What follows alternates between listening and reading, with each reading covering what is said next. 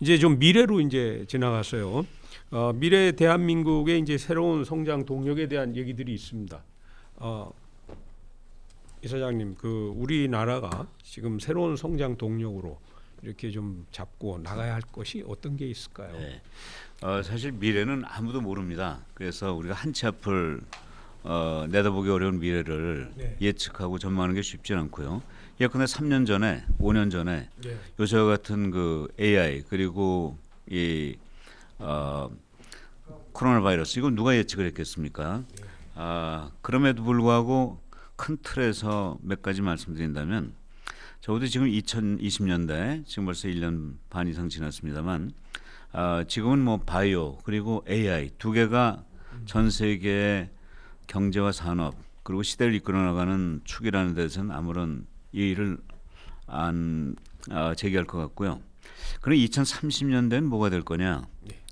저는 그 바이오와 AI가 이제 한 10년 정도 되면 우리의 플랫폼 기반이 될 거로 생각합니다. 그러면 그 AI와 바이오를 기반으로 해서 거기서 이제 또 이렇게 하늘을 향해서 날아가는 두 개의 분야가 또 있다고 생각해요. 그 중에 하나가 전 우주 산업이라고 생각합니다. 우주과학. 네.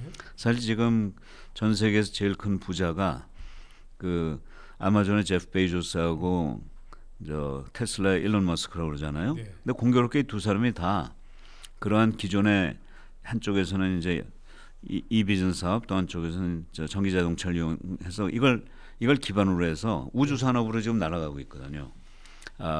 그 스페이스X라든가 네. 그 블루 오리진 같은 회사를 가지고 저는 그 사람들이 제시하고 있는 방향 저는 굉장히 중요한 한 축이 될 거로 생각합니다. 네. 그래서 저는 우주과학 거기서 나오는 우주 산업이 지금보다 훨씬 큰 규모로 앞으로 나타날 거로 봐지고요. 두 번째는 이 생명과학이 바이오가 이렇게 기반을 삼면서 정말 인간이 영생의 시대로 가는 물론 이제 문자 그대로 영생이라기보다는 아주 건강하게 지금보다는 훨씬 더 긴 수명을 갖게 되는 시대로 갈 텐데요. 전 여기서 일어나는 모든 그 우리 사회 구조의 변화가 일어날 것 같아요. 네. 그래서 이러한 그 바이오를 기반으로 한 인간의 건강과 수명이 길어지는 그런 걸 계기로 해서 사회가 바뀌는 네. 이것이 아주 굉장히 중요한 하나의 산업으로 바뀔 것 같아요. 저는 뭐 이 한국 대학 신문 이제 언론 미디어 산업인데 언론 미디어 산업도 크게 바뀔 수밖에 없고요. 네. 그다음에 우리 식품이라든가 뭐 의식주가 다 바뀌어야 될 것 같고요. 이런 그 변화하는 것 자체 그게 새로운 그 2020년대에서 30년대로 가면서 정말 우리 시대를 이끌고 나가는 그런 새로운 산업이 되지 않을까 저는 이런 생각이 됩니다. 그러면서도 이런 과정에서 엄청난 이 사고라든가 우리 철학의 혼돈이 생길 수 있거든요. 그래서 저는 이걸 또 뒷받침해주는 학문이 저 인문학이라고 생각해요. 그래서 그 중에서 철학인데 이러한 인문학 그리고 철학이 정말 새로운 논리로 우리의 미래를 이끌어주는 그런 새로운 그 성장 분야가 되지 않을까 이렇게 생각합니다. 예. 우리 저도 이사장님께서는 AI 바이오 그 이후에 성장 동력으로 그 우주과학에 입각한 우주 산업하고 바이오 기반 그 건강 사회 그 다른 이제 언론 미디어 식품 의식주 또 이제 인문 철학까지 그렇게 하나의 또 새로운 장이 열리게 될 것이다 하는 말씀이 있으셨습니다. 회장님. 예, 총장님 좋은 말씀 해주셨는데 저는 그 이제 무엇보다도 미래의 키워드는 교육혁명인데 그 저는 평생 직업 교육을 좀 강조를 하고 싶습니다. 4차 산업혁명은 곧 일자리 혁명입니다. 이는 사회 전반의 급격한 변화를 예고하고 있는데 결국 새 일자리에 대비한 교육의 설계가 중요합니다. 4차 산업혁명의 시발점이 교육 혁신이라면 그 종착점은 바로 일자리라고 볼 수 있습니다. 새로운 교육은 정답을 찾는 교육의 틀을 깨고 생각을 키우면서 능동적으로 협업할 수 있는 인력을 양성하는 데 목표를 두어야 합니다. 동시에 고등교육기관은 이론과 연구를 위해서만이 아니라 현장을 기반으로 하는 탄력적인 교육과정을 운영을 해야 됩니다. 최근 한 취업 전문기관에서 파악한 300대 기업의 인재상에서도 책임성, 문제 해결 능력, 위기 대응 능력, 소통 능력 등이 강조되고 있습니다. 저는 이 건과 관련해서 먹고 사는 문제와 동떨어질 수가 없기 때문에 평생 직업 교육을 강조를 하면서 직업 교육의 국가 책임을 강화해야 된다. 그런 이유로 예를 들면 고등 직업 교육법을 제정을 한다든지 이러한 고등 직업 교육법을 제정하고 중등 직업 교육, 고등 직업 교육 그리고 평생 직업 교육을 연계함으로 해서 국가가 이런 직업 교육에 대한 경비만은 반드시 책임을 질 수 있도록 해야 된다. 그 방법은 평생 직업 교육 재정 교보금법을 제정해 보는 것이 좋겠다. 그걸 어떻게 하느냐?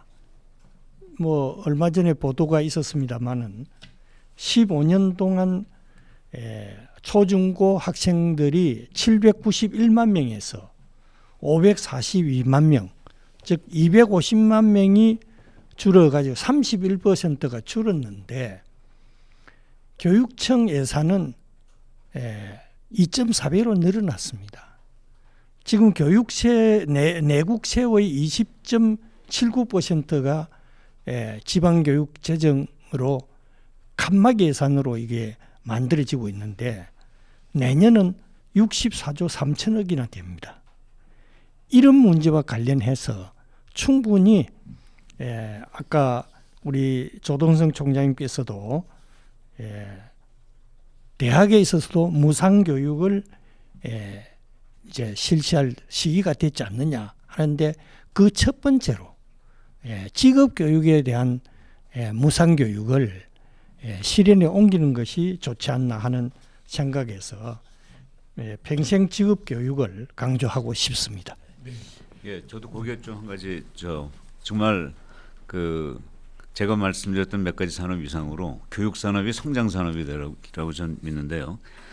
통계 자료 하나 좀 소개해드리면 전 세계의 교육이 얼마나 발전하고 커지고 있는가를 보여주는 지표가 있습니다.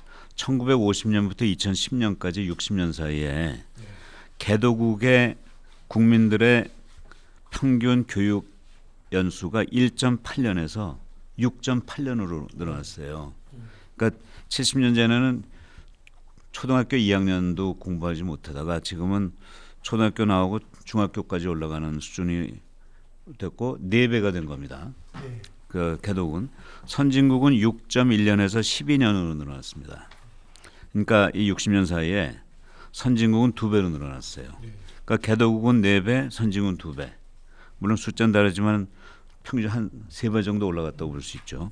그럼 전 세계 인구는 얼마나 늘었느냐? 같은 1950년부터 2010년까지 25억에서 69.2억, 70억으로 늘어났어요. 2.8배가 늘어났습니다. 지금은 78억입니다. 그럼 아까 교육 연수가 3배, 인구가 2.8배, 8.4배의 교육량이 증가한 겁니다. 그러니까 1950년에 비해서 2010년에 전 세계의 교육이 8.4배가 늘어난 거예요. 아마 지금 9배 정도로 볼 수 있겠는데 아마 이렇게 빨리 성장하는 산업이 없을 겁니다. 앞으로 더욱더 우리나라는 지금 인구가 줄어들지만 전 세계는 인구가 폭발하고 있거든요. 그러고 이 교육 연도는 끊임없이 올라갈 겁니다. 아마 개도국은 지금 6.8년에서 12년으로 올라갈 거고 선진국은 아마 15년, 16년으로 올라갈 거예요. 이렇게 지금 변하고 있기 때문에 한국의 그 교육을 반도체 산업이나 전자산업, 조선산업처럼 내국 산업이라고 보지 말고 세계 산업으로 보자 이거죠. 그래서 문을 열어서 또 다행히 우리나라는 피사에서 핀란드와 더불어 1, 2등을 다투는 그런 아주 훌륭한 교육 수준으로 평가를 받는 교육을 가지고 있잖아요. 그리고 요새 또 대학 교육도 요새 전 세계에서 지금 젊은이들이 몰려오고 있지 않습니까?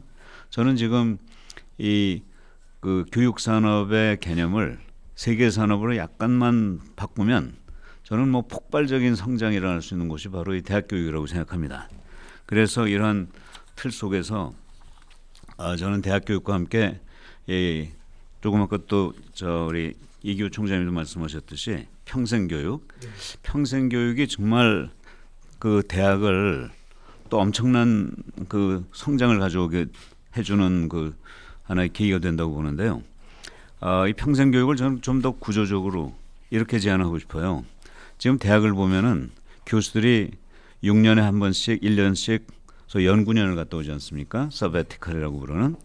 근데 저는 그 대학 교수들한테 제공되는 그 6년에 1년의 연구년을 대한민국 국민 전체에게 제공했으면 좋겠어요. 그래서 6년에 모든 직장인은 6년에 한 번 1년씩 그 연구년에 해당하는 교육연을 다녀오는 거죠. 그러면 어떤 효과가 생기냐면요.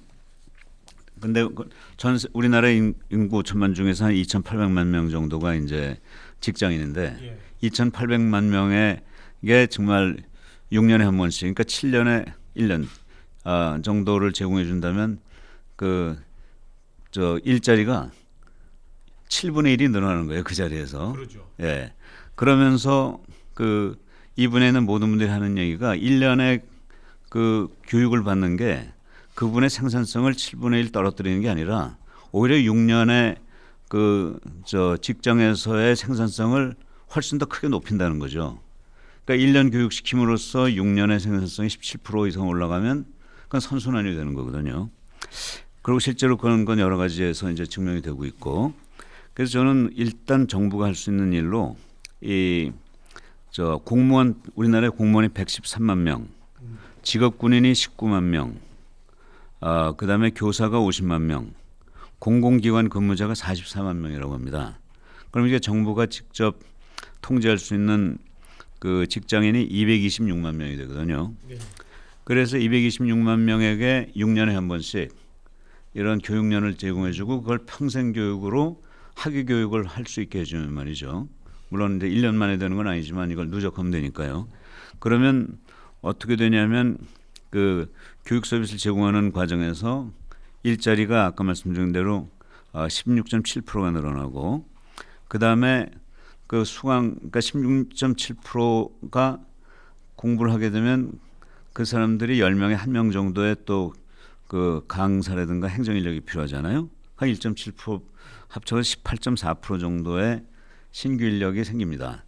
이거를 아까 얘기한 226만 명에 18.4%를 곱하면 41만 5,840개의 일자리가 생겨요. 이거는 결국 돌아가면서 교육을 할 수 제공받을 수 있고 또 교육을 시켜주는 그 과정에서 생기고, 그러고 18.4%의 일자리가 생산성의 하락이 아니라 오히려 더 큰 생산성으로 연결될 수 있고, 그래서 이런 식으로, 그러니까 다시 말해서 한 40만 자리가 일자리가 생기는 그것만 해도 엄청난 새로운 그 산업이 생기는 거 아니에요? 그리고 이거를 결국은 전국에 있는 그 대학교가 이걸 담당하게 되지 않습니까? 그럼 현재 대학교의 재적생 숫자가 328만 명이라고 그러는데 이 38만 명이 간다 그러면 11.4% 정도의 학생 숫자가 늘어나는 효과가 생깁니다. 그리고 이것은 그 정부가 바우처를 줘가지고 학교에 돈을 주지 않고 평생 6년에 한 번씩 연구년을 받는 그 사람에게 줘가지고 대학을 마음대로 고르게 하면은 그 과정에서 대학은 이런 평생 교육의 그걸 제공받는 학생들이 가지고 있는 바우처는 이제 현금화할 수 있는 거니까 그걸 더 많은 학생을 모집하고 더 좋은 질의 교육을 시키기 위해서 경쟁을 하는 과정에서 평생 교육이 또 높은 수준으로 올라갈 수도 있을 거고요. 이러면서 우리나라 전체의 그 직장인의 수준도 올라가고 또 대학도 하나의 또 새로운 그 성장 동력이 만들어지고 그래서 아주 선순환이 일어날 거로 생각되고요. 그래서 이게 정부가 통제할 수 있는 이 그 226만 명에 더 나가서 앞으로는 뭐 대기업을 비롯해서 뭐 중소기업까지 다 이렇게 확산이 되도록 정부가 유도를 하고 또 여기서 실제 선순환의 생산성 효과가 입증이 된다면 대한민국은 뭐 그 자리에서 전 세계 평생 교육의 아주 선도적인 메카가 될 것으로 기대가 됩니다. 네. 성장 동력과 관련돼서 이제 교육 산업과 연관된 그러한 그 이제 대학 교육 문제에 대해서 평생 교육 차원에서 아주 자세한 말씀이 있으셨습니다. 다음 주제로 넘어가도록 하겠습니다.